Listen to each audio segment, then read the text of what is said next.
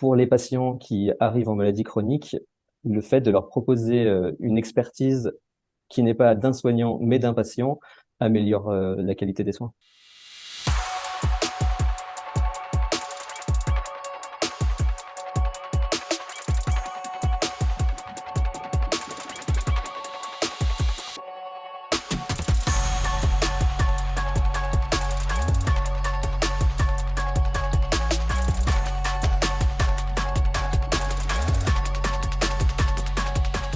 Nous avons travaillé sur l'intégration des patients partenaires dans les équipes de soins.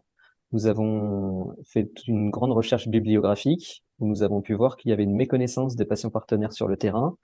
Il y avait un manque de recommandations de bonnes pratiques.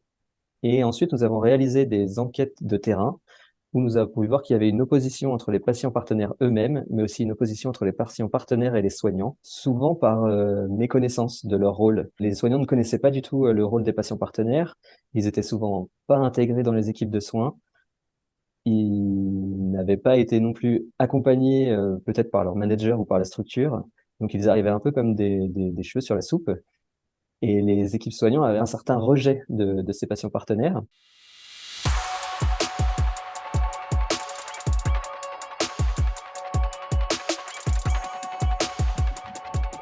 De ces constats, on a essayé de faire 13 préconisations pour favoriser la collaboration entre les patients partenaires et les équipes de soins.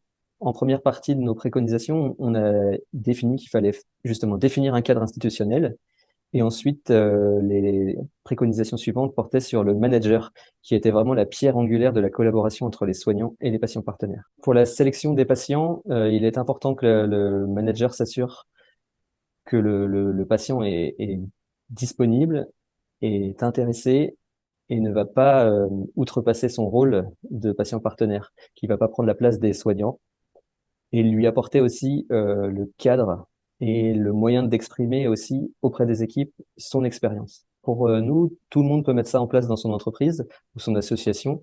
Il faut simplement y consacrer du temps.